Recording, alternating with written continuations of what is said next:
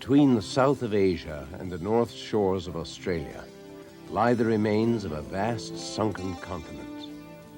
More than 13,000 islands comprise the Indonesian archipelago, a nation of island states forming a bridge of lush, tropical stepping stones from Sumatra and Java, south and east, almost to Australia. 360 diverse ethnic groups speaking 365 languages and dialects grace these islands with a crazy quilt of cultures. Sumatra, Java, Sulawesi, Kalimantan, Maluka, Irian Jaya, romantic and musical names veiled in mystery. In all these islands, there is no place more romantic and alluring, no people more colorful and attractive, no culture so intricately, artistically, and richly developed than this island paradise. International Video Network welcomes you on this Video Visits tour of Bali, a window on paradise.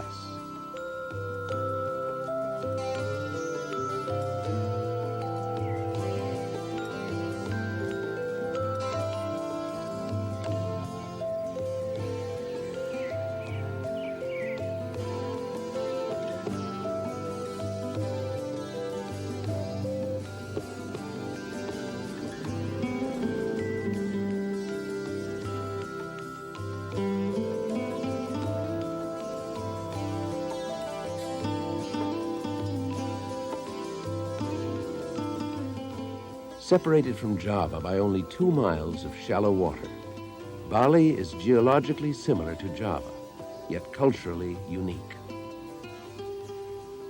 It is a tiny place by world standards, measuring 100 miles north to south and 170 east to west. Bali is all but lost on a world map, and yet she is one of the most famous islands on Earth.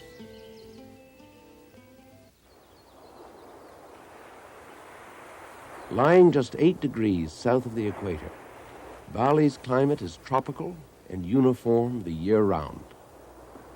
The island is dominated by a chain of tall volcanoes which reach high into the moisture-laden winds, coaxing the rains to fall on the rich volcanic soil of their southern flanks. South-central Bali is blessed with abundant water. It is here that her history was written and where her amazing culture flourishes today.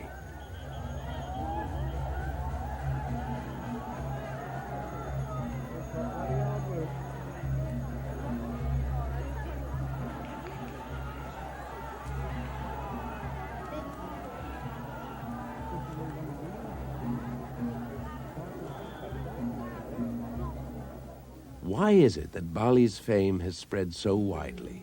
And how did it become the favored tourist mecca that it is? The answer lies in her vibrant culture, which sets Bali apart from the rest of the world.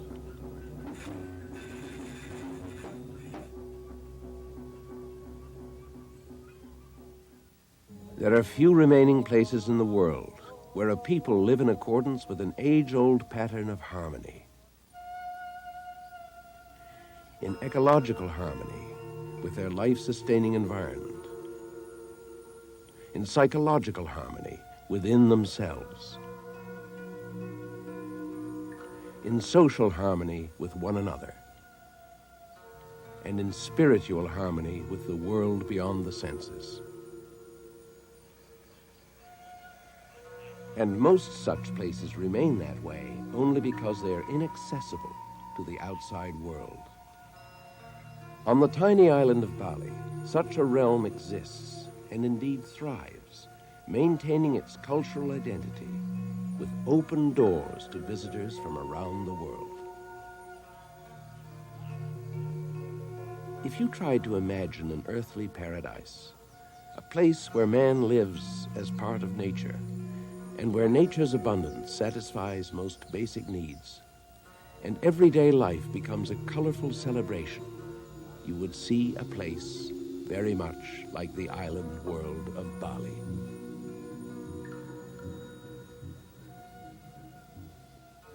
To the Balinese themselves, This tiny speck of land, floating in the vast archipelago of Indonesia, is the center of the world. And at its center, the living volcano, Gunung Agung, is seen as the source of the world itself. Indeed, the people of Bali have watched for thousands of years as fertile volcanic soils flowed from this mountain, aptly called the navel of the world. Daily they have watched as the abundant water, so necessary to their thirsty crops, descends these lofty slopes. Tropical climate, fertile soils, and abundant water combine and so favor the plant kingdom that the island is always robed in the lush green of nature's profuse gifts. Nature is generous to the people of Bali. On hills too steep for agriculture, there grows a sturdy grass that is easily woven into roofing material, providing superb protection from the elements. From the canyons of Bali's countless streams, tall stands of bamboo provide the Balinese with one of the most useful natural materials known to man. Huge coconut palms supply many household utensils, food, copra for trade, and timber for building. Offerings are fashioned from the leaves, and in the village market, more than 40 fresh and locally grown fruits tempt the palate. Taught by the gods, the Balinese are experts at the wet field, or sawa method of growing rice. Despite advances in modern agriculture, the traditional Balinese method is still the most successful on earth, resulting in a higher yield per acre than even the most technologically developed countries. This success and the efficiency of their labors affords the Balinese the free time to participate in their arts, crafts, and incomparably rich spiritual life.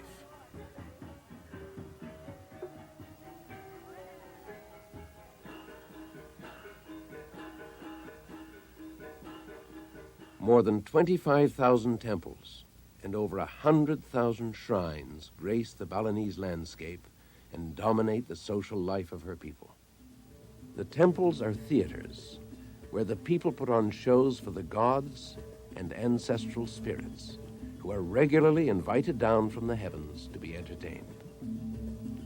Highly refined techniques enable the Balinese to use trance mediumship to communicate with their ancestors and to receive their help and advice.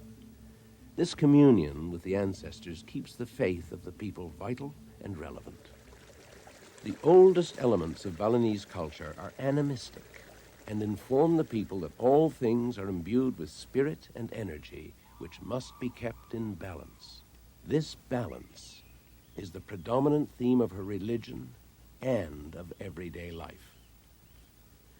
Their ancestor worship was born of ancient times, lost to memory and scholarship.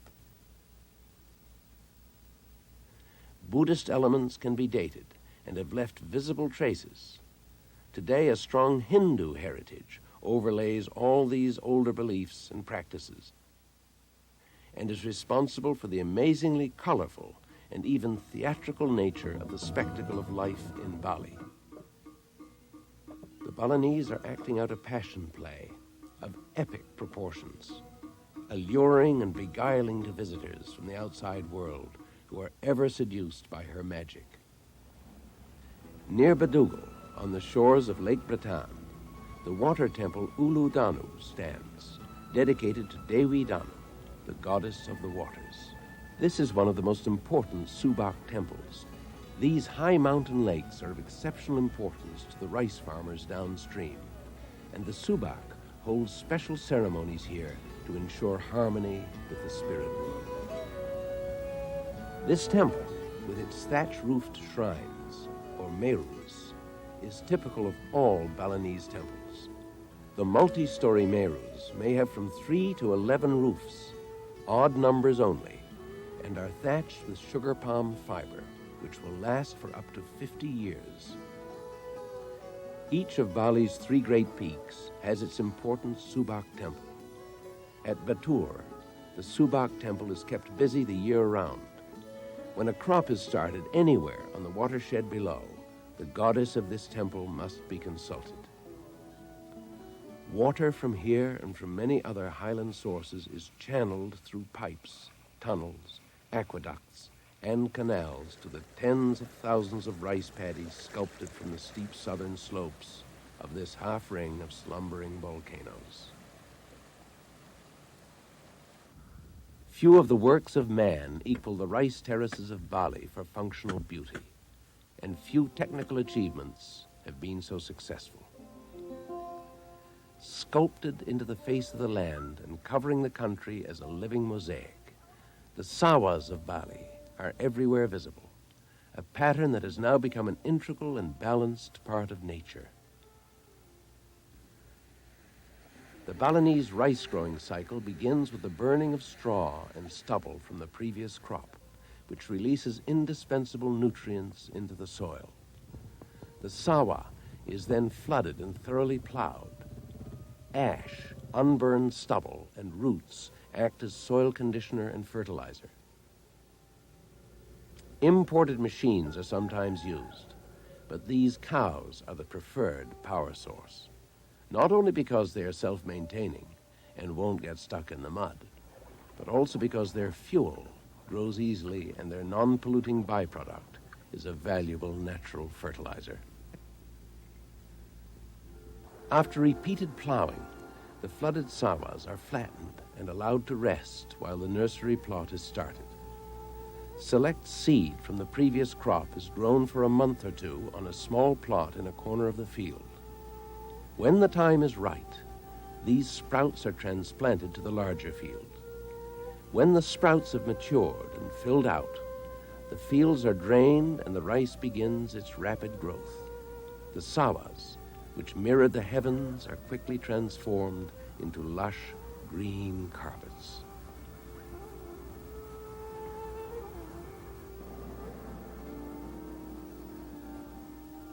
Insect control is provided by the Balinese duck, or bebek.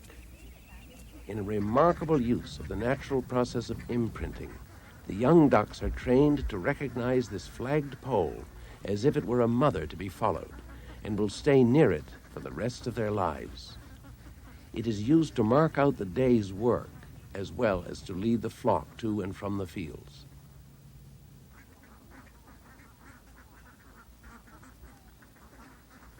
At harvest time, men, women, children, and priests turn out to join the festivities. Hard work becomes, at the same time, an important and satisfying social event.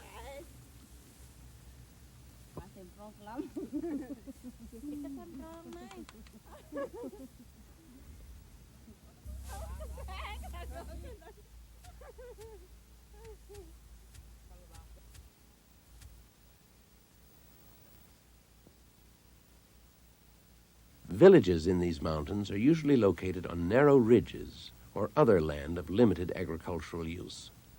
These ridges and the streams that create them follow the north-south slope of the land.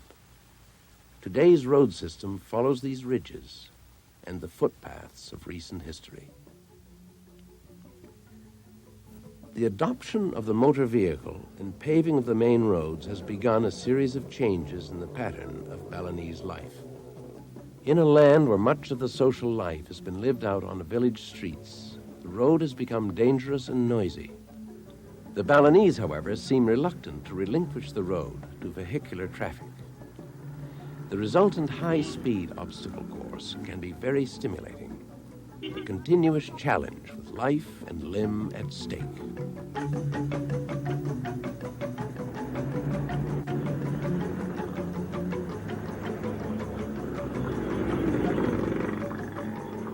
From rickshaw-like pedal-powered vehicles, a taxi service evolved, now operating small vans, but named after the pedal-powered bimos. Today's bimos are the transit system of the island and share the roads with trucks, buses, and hordes of rental cars. The spaces between these vehicles is then filled up with motorbikes, the most common vehicle on the island.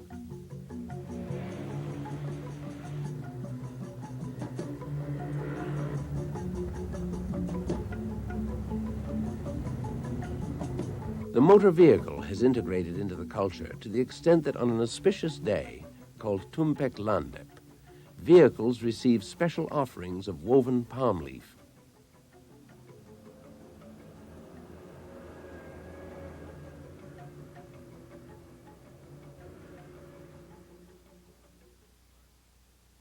On Bali, there are shrines everywhere, at which the Balinese make daily offerings to thank the spirits responsible for all that is good in life. The positive spirits honored at these shrines, however, represent only half the story. For every positive spirit, there are balancing negative spirits, and these forces must be placated as well if life is to go smoothly. And so offerings are made to the low spirits as well as high, and the rituals involved are a significant part of everyone's lives. These spirits, high and low, battle one another, while the Balinese strive for neutrality and the war of opposites rages on. Neither side is expected to ever win. The story never ends. Balance is the goal.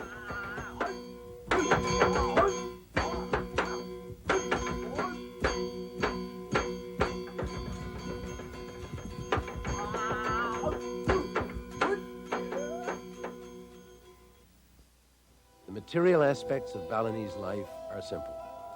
The tropics require little in the way of clothing and shelter, and the land is generous in providing food and raw materials. These people have maintained a simplicity in fulfilling their needs, leaving them abundant leisure time to develop a rich lifestyle. Although clothing worn for festival occasions is stunning and expensive, everyday clothing is plain and practical. This relationship is true also of their diet. Festive occasions find the men joining in on the kitchen duties when gourmet feasts are prepared. Ordinary meals, however, are simple. The kitchen of a traditional Bali home is very, very basic. The Balinese don't usually sit down to a table or eat together, but take their meals off to themselves. The most common meal is steamed rice with a sauce of liquid fire and perhaps some vegetable. The austerity of home cooking is relieved somewhat through the services of food vendors. The natives are known as nibblers and support a large number of these wandering vendors. In addition, little roadside stands called warongs are present nearly everywhere, and a great deal of social life goes on at these Bali-style fast food counters. As with food and clothing, so also are the needs for shelter met with great simplicity. A home in Bali is a walled area or compound rather than a building. Inside the wall, 4 or more simple pavilions provide shelter. Most pavilions are built without walls. These pavilions, called bal, are raised platforms of mud and brick or stone, protected by a thick roof of grass, palm, and bamboo. These roofs, when made well, will last 25 to 50 years even in this hot, wet climate. The grass thatch, called alang-alang, is gathered from the sides of ridges too steep to support rice paddies. Bamboo for the structural components grows wild in the creek canyons and wherever it's allowed to take hold. Not only is much of the home built with it, but also beds, ladders, bridges, water containers, and kitchen utensils. Irrigation pipes and even smoking pipes are fashioned from bamboo. Screens and walls are woven from it, as well as trays, baskets, and sun hats. There are medicines made from bamboo, and the young shoots are a tasty food. With a weight-to-strength ratio similar to steel, this fast-growing member of the grass family is an indispensable part of Balinese life.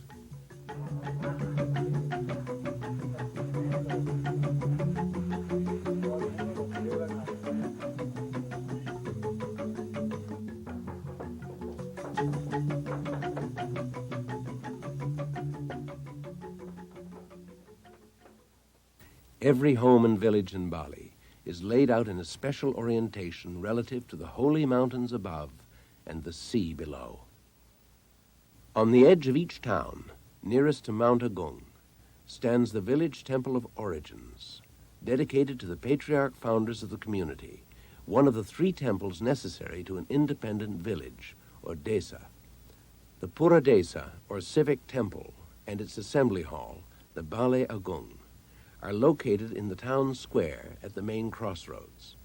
Here also are the palace, a cockfight shed, a banyan tree, the village market, and a tower housing giant gongs, sounded to announce social events.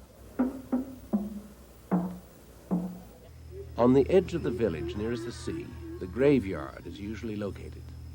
Here the dead are temporarily laid to rest, or waiting until the time is right for cremation. And here also is the Puradalam, or Temple of the Dead, the 3rd temple required for independent villagehood. Dedicated to practically every imaginable thing, place, and activity, temples spring up on Bali like mushrooms. There are small temples to which only one family belongs, temples to which a specific group belongs, and temples to which all Balinese belong. The result is that each family owes its allegiance and support to as many as 15 temples. These interwoven loyalties bind the society together in a single, seamless fabric. Intense rain, heat, and the unending battle with the plant life of the island limit the lifespan of man's artifacts here. Even building stone weathers away at a remarkable pace. As a result, few ancient historical structures stand. The Temple Gunung Kawi is one notable exception. This stairway carved from solid rock leads from the village to the temple below. Sculpted in this same volcanic rock during the 11th century, Gunung Kawi is a relic of Tantric Buddhism, a Buddhist form which injected a great deal of mysticism into Balinese life. Just a short way upstream from Gunung Kawi is found the source of this river at the sacred springs of Tirta Empul. Near Tirta Empul, legend has it that the gods fought a demon in the form of a king with the head of a pig.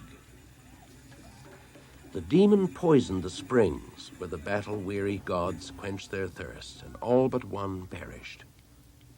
The survivors smote the ground and birthed these springs of great restorative powers. Snatched back from death's grip, the gods rallied and beheaded the demon, whose blood polluted the nearby river. The springs are still considered to have great restorative powers and draw visitors from all over Indonesia. The river, however, is quite another matter. It is said that plants irrigated with water from this source will, upon being cut, exude blood, and to this day, the river is left to bypass the rice paddies below. In a country where water management so shapes the landscape, this is a rare situation and illustrates how important and alive the Balinese myths are today. Vital legends and myths are kept alive through widespread participation in the many art forms practiced on Bali.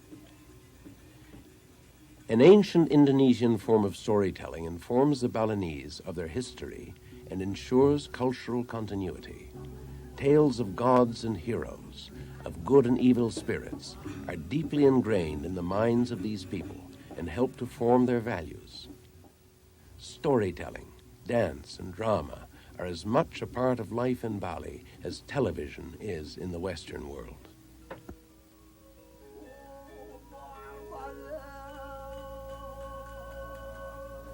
The wayang kulit, or shadow play, is the premier form of storytelling. These puppets are well-known characters, and the puppeteer, or dalang, is a VIP in the community. Ordained by a priest and shown the greatest of respect, the dalang is at once a humorist, actor, historian, teacher, priest, and social critic. He is a man of great importance, and great responsibility. Performance of the Wayan Kulit is a requirement to many important ceremonies and a welcome form of entertainment at any time. The stories are ancient and yet timeless, and become indelibly imprinted on the subconscious during childhood. His hands busy with the puppets, his voice with the narrative, it is with his feet that the dalang directs the music, tapping directions and cues on the side of his puppet box.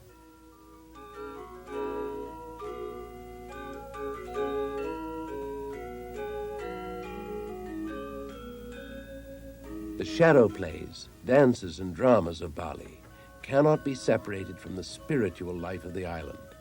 The arts and festivals, ceremonies and rituals blend and weave themselves into Balinese life.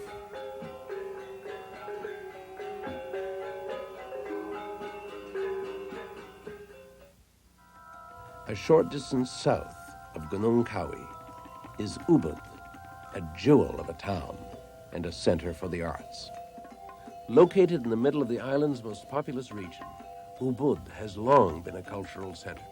The village became known in the 1930s as a hospitable place for artists and anthropologists, and its reputation has grown over the years. The town is well equipped to meet the needs of the traveler. There is even a public telephone here, an item that's still rare on this island. At the center of town, there are the usual institutions: the palace, temple, meeting hall, banyan tree, market, and bell tower.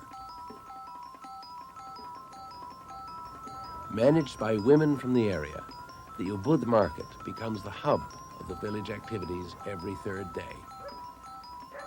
Here, among the hustle and bustle, one finds everything from exotic fruits and vegetables to live rice paddy eels.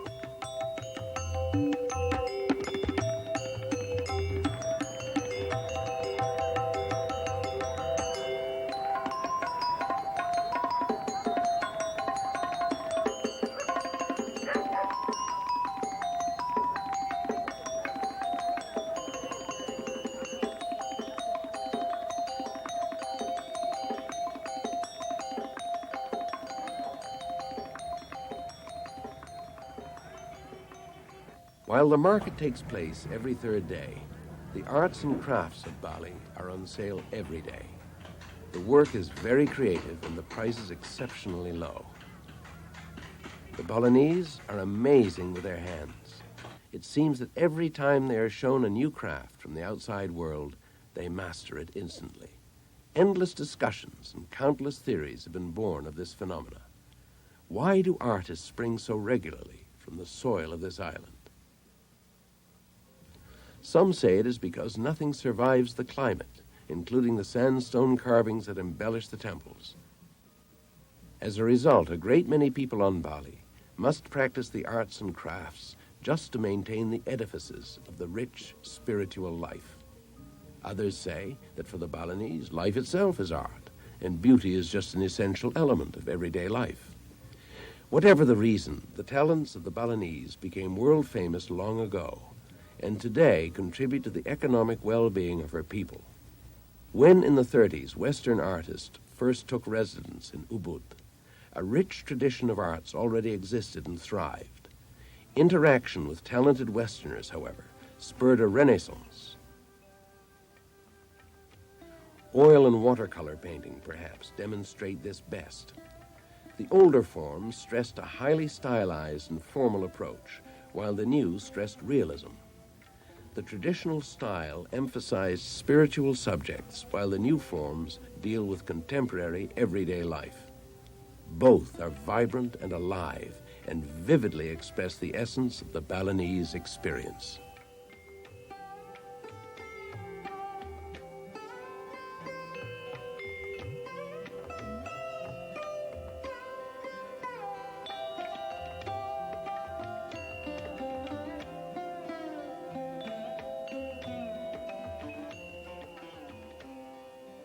In the Hindu Balinese tradition, a person is expected to develop skills in painting, poetry, carving, dance, and other refinements. Embracing these values, The Balinese have done just that. In fact, art is so much a part of life that they have no word for it. Here, life and art have merged.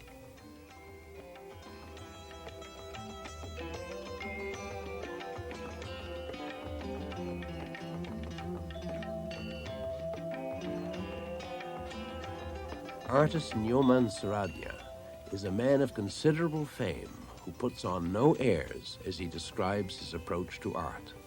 This is all natural color, which I made it myself. So they all come from vegetable dyes we just grow up in Bali. So which is they are content of betel nut, leaf, and mango stain, fruit and the leaf.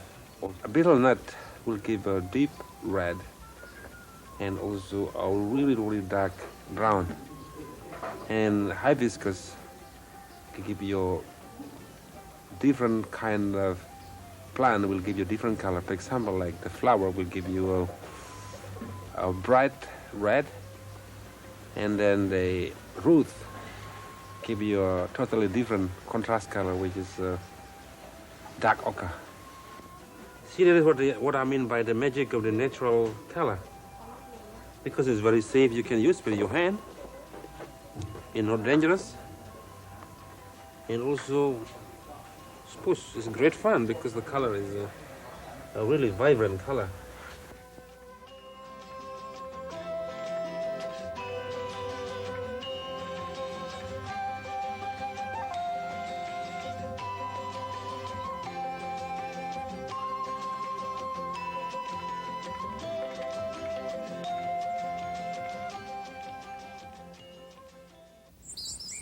A few minutes' walk from central Ubud, a small but dense grove of trees is home to a large band of monkeys and is the setting for the Pura Dalem, or Temple of the Dead. Heuman, an important Hindu deity, took the form of a monkey and led an army of monkeys with whom he defended many important causes.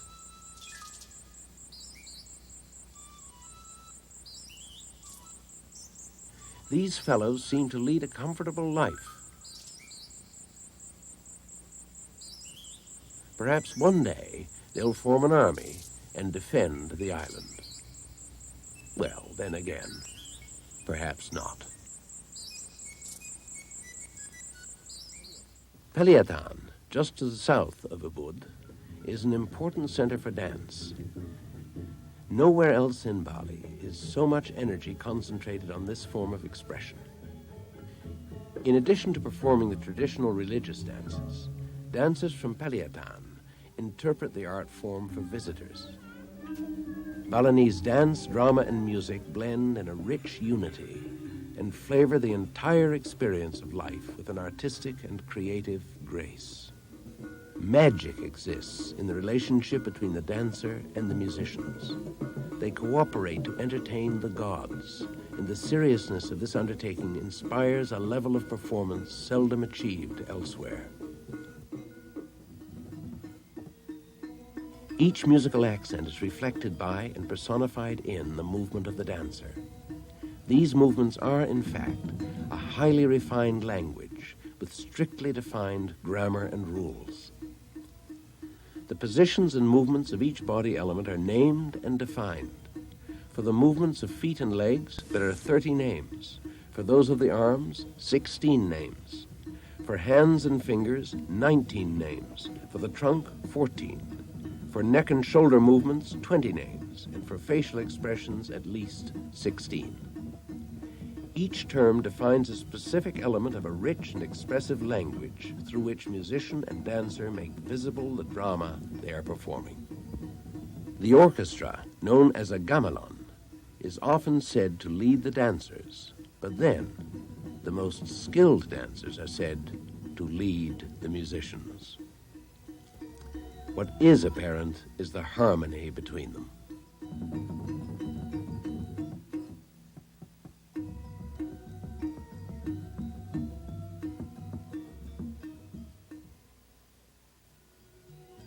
The legong is the most famous, demanding, and feminine of the Bali dance styles. Performers are young girls, usually pre-teen, who begin their training at a tender age. It's during early youth that suppleness and devoted attention are great enough to master these difficult forms. By their mid-teens, these Legong dancers will be forced into retirement, perhaps to teach the next generation or to participate in other dance forms.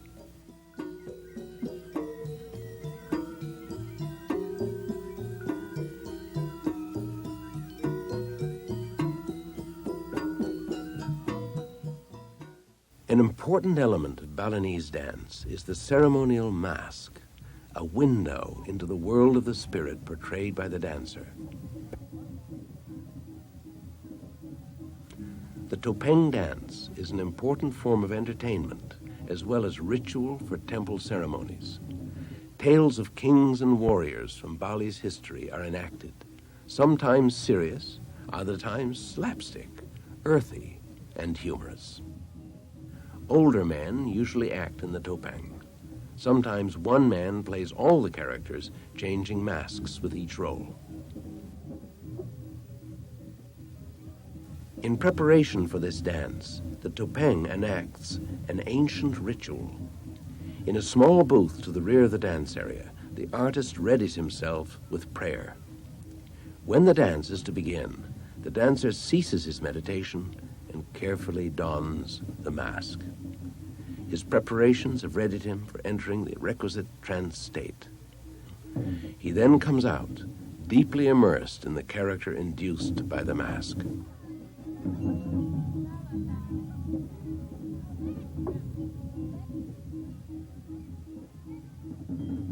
More than 30 masks are recognized by the audiences of Bali. The Balinese mask had its origin in Java, where the mask, as well as the dance, was very formal and stylized. In Bali, dance and mask took on life and became expressive of this exuberant culture. The Balinese say that the mask should clearly reveal the emotions and even the facial expressions of the dancers, though the face remains hidden from view.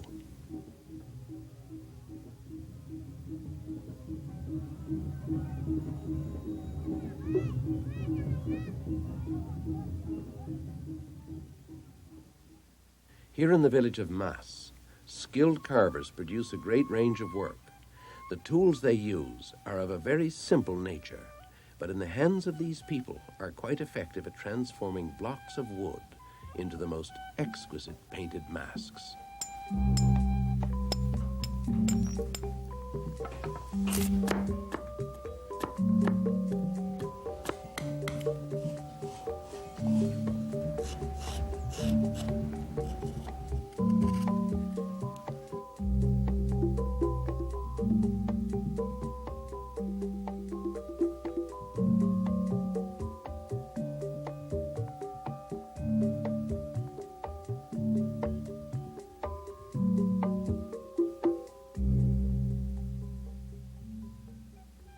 The sumptuous costumes worn for ceremony and performance are richly embellished with jewelry. This has required a highly skilled tradition of metalworking. Not far south of Mas, the village of Chiluk has devoted itself to crafting high-quality jewelry, not only for the Balinese, but for export and the tourist industry. Fine details and attention to them characterize the work here.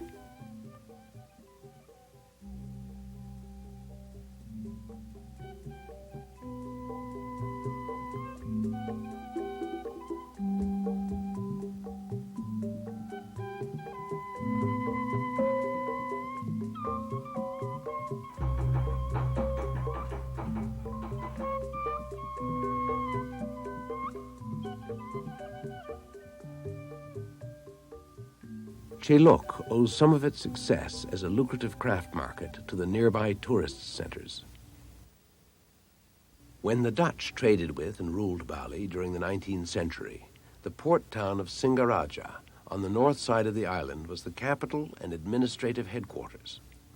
Singaraja was also administrative center for Dutch rule of all the islands of Nusa Tenggara, an island group stretching from Bali east as far as Timor, and including 15 larger and countless smaller islands.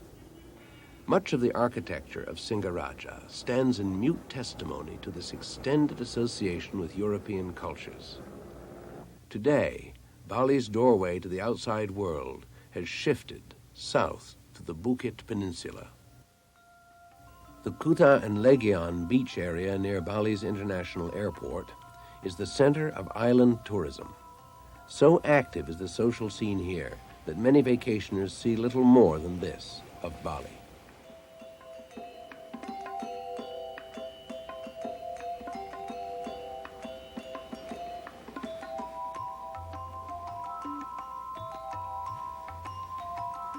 The surfer on Bali has many beaches from which to choose. Waves roll in from the wide expanse of the Indian Ocean, providing unlimited recreation.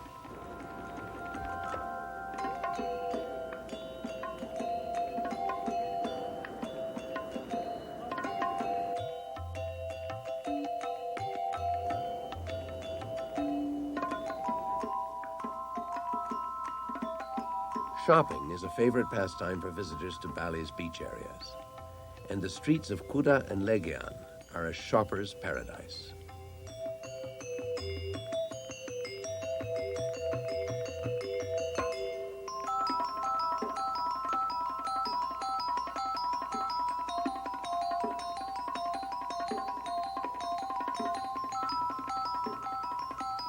Opposite Kuta, on the eastern beaches of the peninsula, the Sanur area offers a wide range of accommodations and a bit more peace and quiet than the Kuta side.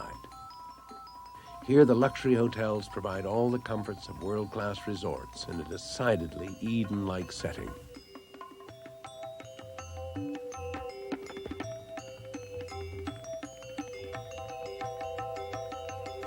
Some of the most impressive examples of modern Balinese architecture are found here and at Nusa Dua Beach, and were designed specifically for the pleasure of Bali's visitors.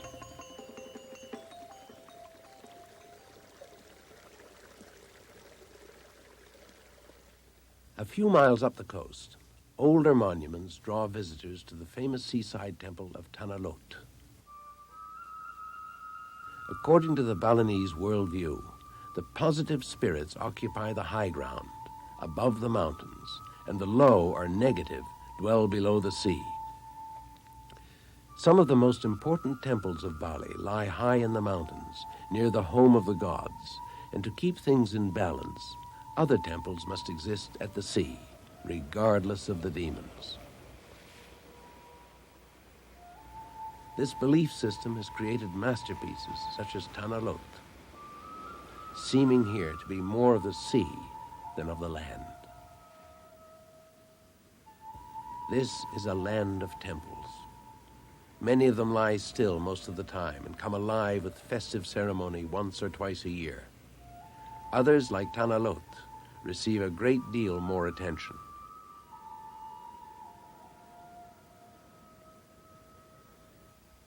During cremation rituals, the ashes of the dead are spread upon the sea. Dispersal of the ashes is but a small part of the ritual surrounding death, a ritual which may take months to complete. The entire community is mobilized for this task. It may take thousands of man-hours to send one soul on its way properly.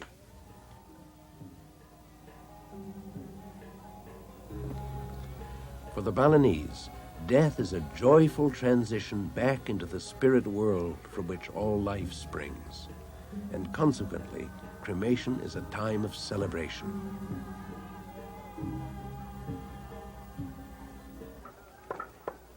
The men build the necessary structures.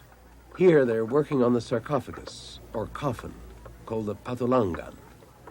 This is built in the form of a deer or bull, a winged lion, or other creature as determined by the caste of the deceased.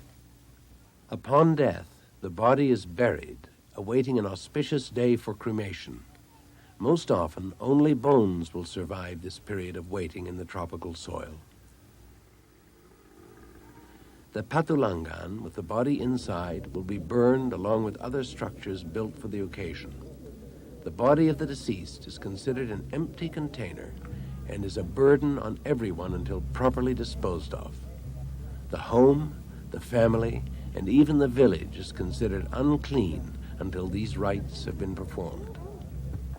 The women prepare food and offerings for the complex of ceremonies ahead. Where ancestor worship is practiced, death is a step toward greater esteem, and with reincarnation expected, death is like a marker between chapters, often a welcome liberation from the decrepitude of old age.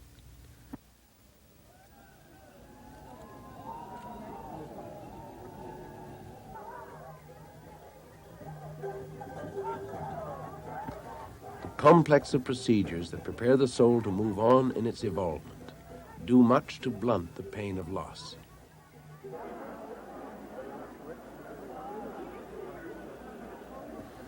The anointed body is carried to the cremation in these structures of dimensions suited to the person's caste and station in life. The cremation is attended in ordinary street clothes, and the mood is festive and tumultuous. During the series of rites, the soul is invited out of the body and into effigies, which are honored and shown great respect. The earthly remains, however, are not treated with as much dignity. In this procession, the participants behave in an excited and disorderly fashion. They call this ramé, and they do it to evade negative spirits and to create the mood they wish to project.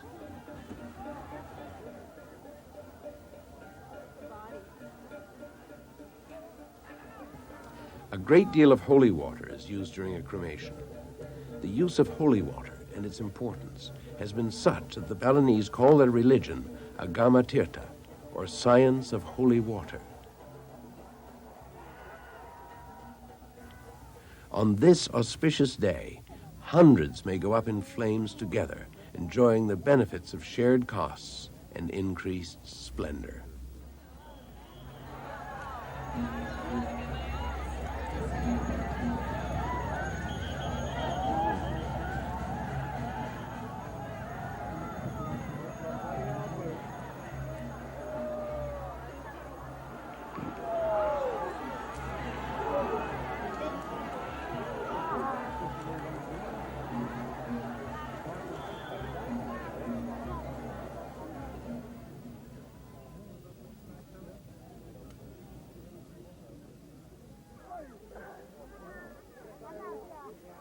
The body has lost most of its significance now.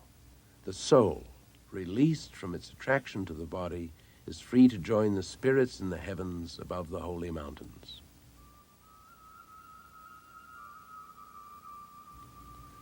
Finally, the ashes are given to the sea.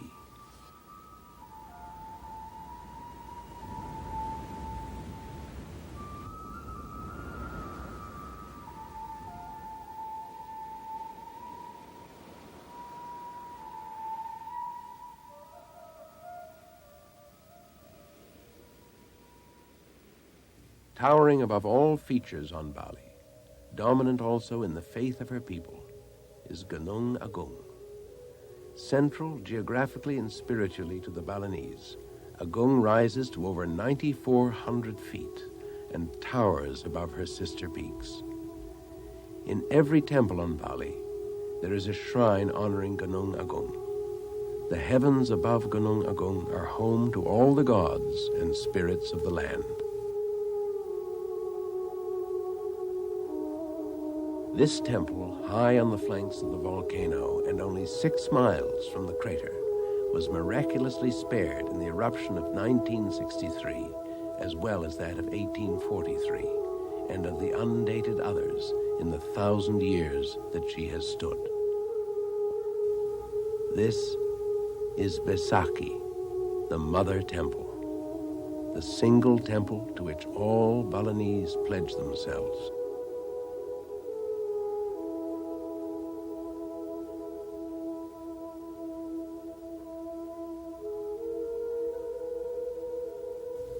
Enormous by island standards, large by any, Besaki climbs the slopes of Agung on 7 ascending terraces. The equivalent to 30 temples, She honors all the positive spirits of this enchanting microcosm and is the common thread to this incomparable tapestry.